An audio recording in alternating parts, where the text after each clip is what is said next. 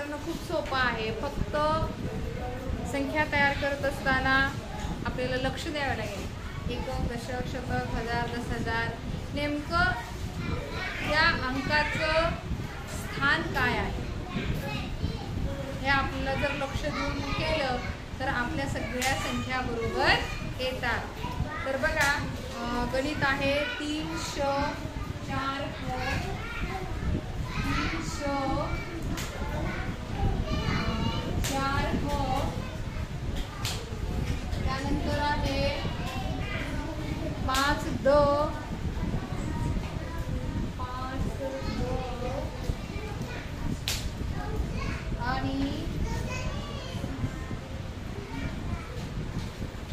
1 the ह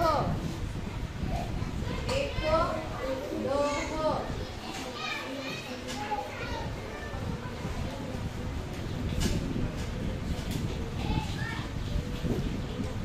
बघा, वाचा संख्या, बघा वाचा. तुम्हाला वाटत नाही काय बाबा असं कसं मिसळून लिहिलेलं आहे. तर मी तुम्हाला हे गणित समजावून सांगणार आहे आणि खूपच सोपं आहे. आपण कुठलीही संख्या जर वाचायची असली तर आपण कसं वाचतो? कसं वाचतो? एकक, दशक, शतक, हजार, 10,000 आहे ना, या पद्धतीने. बरोबर आहे ना? तर आता आपण इथे संख्या तयार करत असताना सारखं लक्ष दे बाळा. असं लिहायचं अगोदर सुरुवातीला एकक, मग काय येते दशक, नंतर शतक,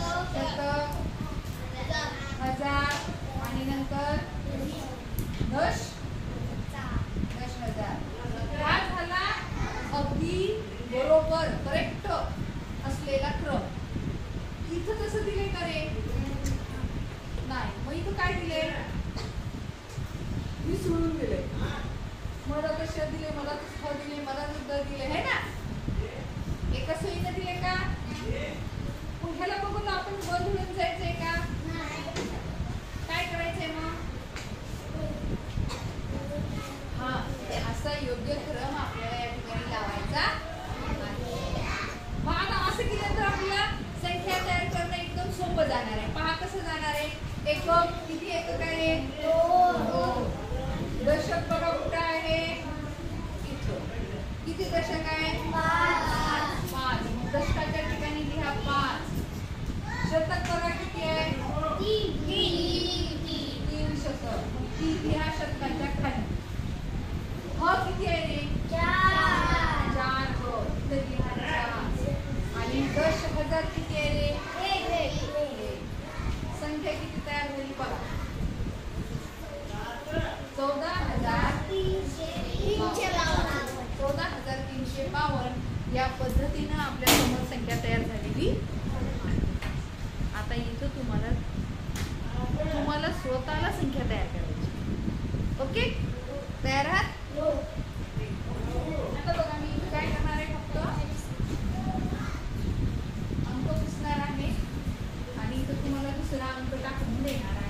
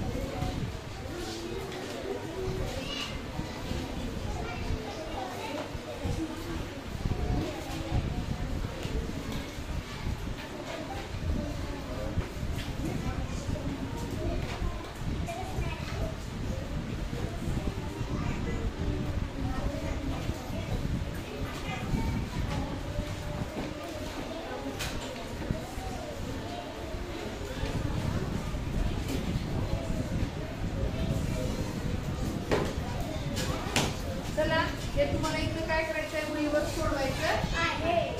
समजला? हा घटक समजला? Okay, thank you.